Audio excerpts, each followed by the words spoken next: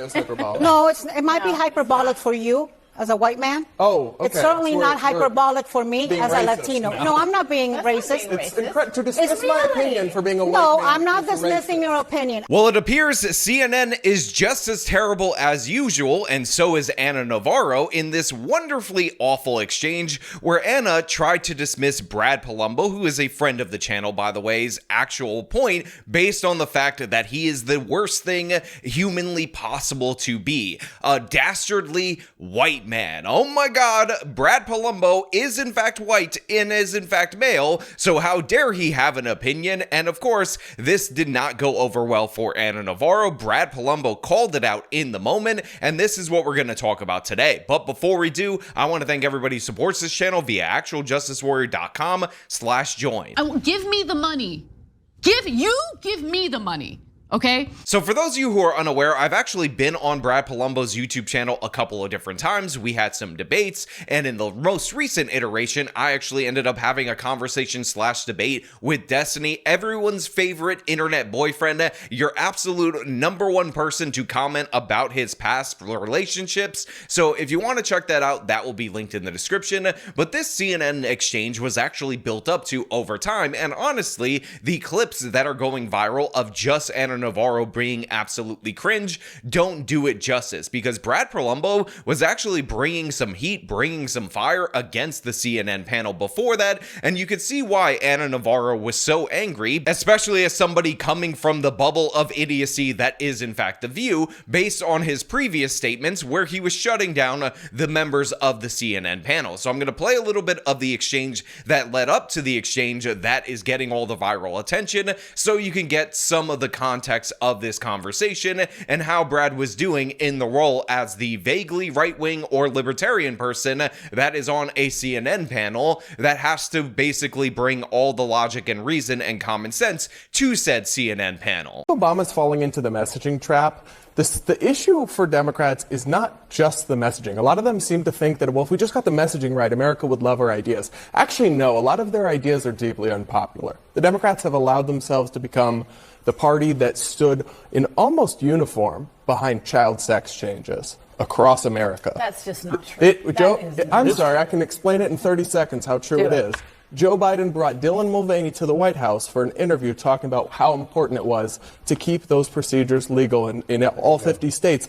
Every Democrat, after the recent Supreme Court decision, almost every Democrat in Washington put out a statement decrying it, that states would dare regulate puberty blockers being given to 11 or 12-year-olds. So as you can see right there from the jump, Anna Navarro is in the split screen. She's absolutely furious based on the fact that Brad Polumbo is pointing out that the Democrats don't just have a messaging problem. Now, make no mistake about it, their messaging is absolutely terrible, but fundamentally, their ideas are in fact what is at issue. There's a reason why the most popular or successful ad ran by the Trump campaign was the ad about Kamala Harris being for they, them, and Trump being for you. It's because the American people are not in favor of these experimental procedures being used on children in order to fulfill the Democrats' ideological obsession with gender and children. So Brad points this out. He highlights it. He points out that Dylan Mulvaney was invited to the White House, that there were all these conversations about how they need to protect these procedures, and after a recent Supreme Court ruling on the Tennessee law that actually restricted these procedures for minors, all of the Democrats in unison came out and acted like the sky was falling. And the reason they acted like that is because this is a major issue for the Democrats. Now, of course, we're going to get the little tricky trick that the left-wing progressives always like to use whenever this topic comes up in just a moment, but I want to give Brad credit where credit is due for calling this out and giving a very brief and concise explanation as to why he holds this position that is never going to actually be addressed by these group of gaggling absolute losers. On the border, on inflation, there are many issues where it's not a messaging issue. The policy is also the problem for Democrats. So what I would say is that on that piece, that is not true. Democrats did not campaign on that. Did Democrats defend the dignity of the LGBTQ, including the trans community? Yes, and they will continue to do that.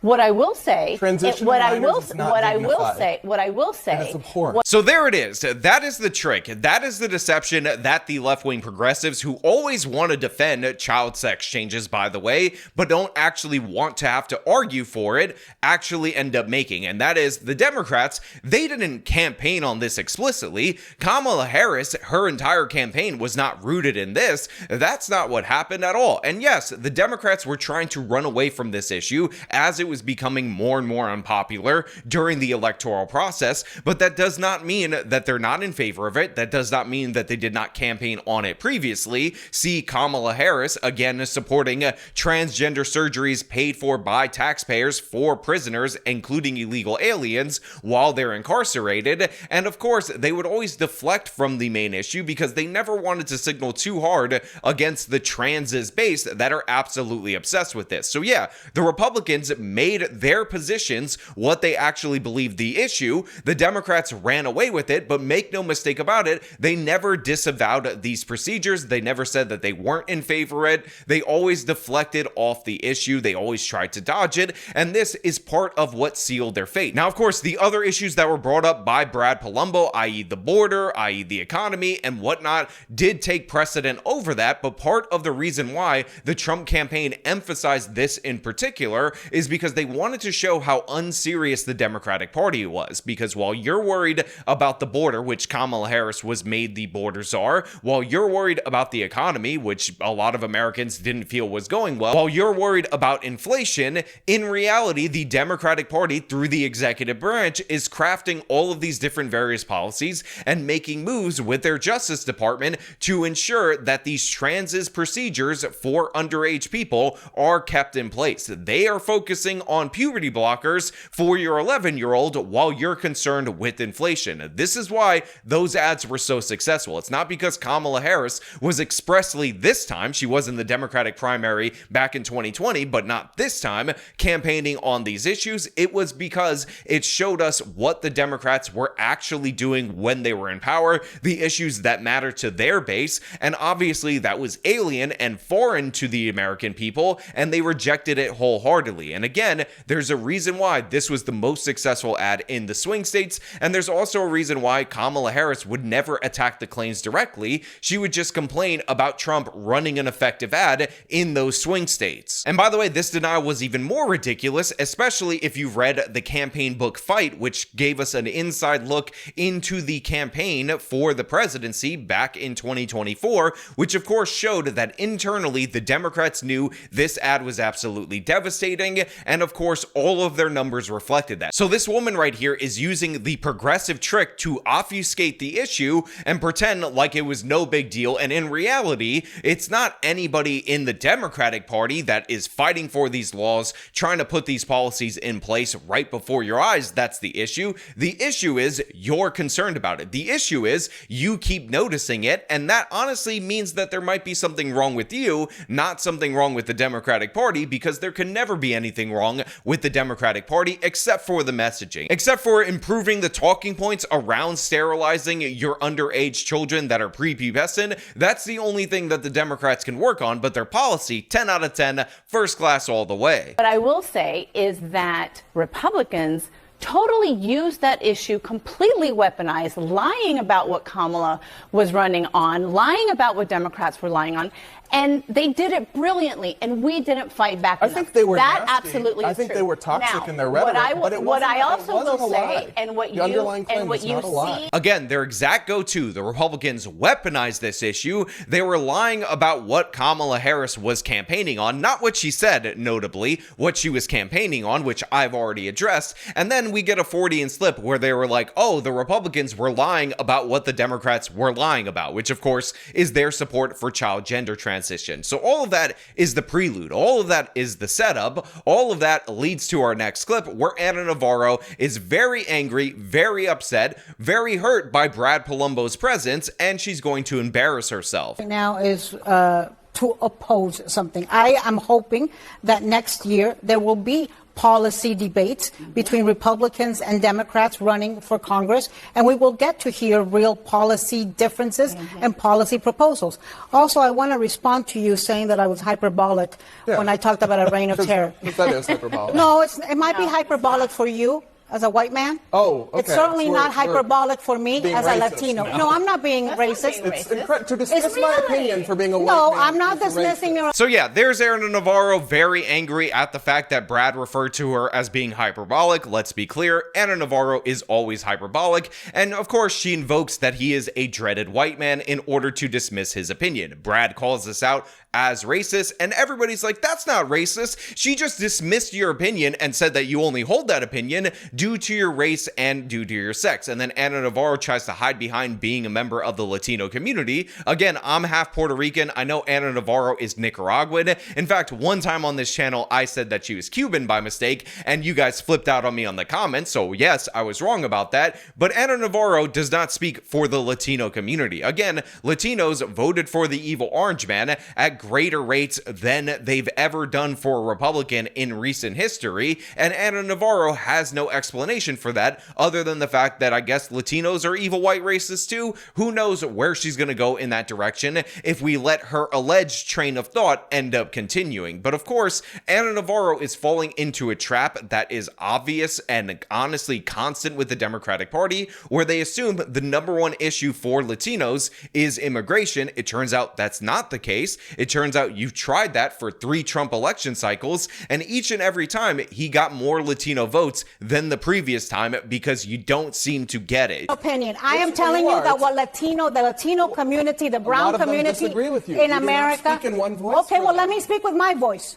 I mean, you said I was being hyperbolic. Let me respond. Racially, sure. I'm not. You being a white man as an insult? When you invoke it to dismiss my Being a opinion, white man yes. as an insult? Being a white man is an insult. Being a white man is an insult. Anna, relax, chillax, calm down. We all know that this is not your normal speaking cadence. We all know that you got caught, you got called out, you feel uncomfortable because of that. So you're deciding to rapidly uptick your speech pattern, and it's absolutely embarrassing. And whether it's voluntary or not, trust me, it's definitely embarrassing. You decided to invoke this thing that works in your progressive cocktail parties, but guess what? Nobody is impressed by your inability to engage with the subject matter in an appropriate way. Again, you talked about the Latino community, the brown community. I hate to do this thing. I hate to pull this card, but look at the side-by-side of Brad Polumbo and Ana Navarro and tell me that these people have vastly different skin colors, that they're from vastly different communities. It's absolutely absurd. They're both in media. They're both on CNN. Brad Polumbo may be from the alternative media, so again, he would be considered from a lower class than the standard journalism class as Ana Navarro. So the idea that she's going to pull rank and pull victim on Brad Polumbo is patently absurd and ridiculous. When you invoke it, Do you think Latinos are living under circumstances that other people may not be right now in this country? So of course, Anna's like, do you think that Latinos are living under a different circumstance that maybe not everybody is living under in this country? And of course, the answer to that is some of them are, sure. Just like some white people are living under different circumstances that not everybody's living under. Again, these arguments are absolutely failed. And it's funny because you have a progressive that's in a bubble. You have somebody who's used to howling at the moon on The View with a bunch of other equally dumb people, and she can't really actually engage with somebody outside the bubble. And of course, the host has to try to save the day by being stupid as well. About to have a whole conversation about that very thing. But I just want to make a point that, Brad, all she's saying is that her view of the situation is different from yours. I don't think that's an insult. She basically said, I'm wrong because I'm a white man. She just said, I see it differently. She said, I see it differently from you, which is not an insult. It's not, and it's also not a racial insult. It's also not an explanation. So here we have Abby Phillip lying about what is recorded, what is on tape, saying, oh, Anna was just saying that she has a different opinion from you, which obviously you wouldn't need to invoke the fact that he's white or male in order to do so, because they're arguing on an opinion-based show right in front of our eyes. Again, it's absolutely absurd, and you see how weak and cowardly these people are. And by the way, in a panel that focused a lot on messaging from the Democratic Party, of course, they immediately go for the low blows in terms of race, and what ultimately ends up being the result of this. Everything that Ana Navarro was trying to argue, gone, kaput. Nobody gives a damn about it, and nobody should, but Ana Navarro invoking race, targeting Brad Polumbo because of his race and because of his sex, that is the focus of the tale. And again, this is a perfect distillation of why Democrats have made identity politics so toxic in this country. Now, of course, Abby Phillip ends up running to the break. She is a coward in every possible regard, but I want to know what you guys think about all of this down in the comments below. How do you think Brad Polumbo ended up handling himself? Do you think Ana Navarro's right that Brad Polumbo should not speak because he is a dastardly evildoer who is guilty of the crime of being white and male at the same time? Or do you think that I'm right about everything because I am Sean and my analysis was absolutely perfect and that's why you're here in the first place? Again, all your thoughts down in the comments below. As per usual, if you like this video, show them by leaving a like, subscribe for more content, follow me on the social medias, support me via the support links in the description of this video. This has been me talking about Brad Polumbo versus Ana Navarro. Till next time.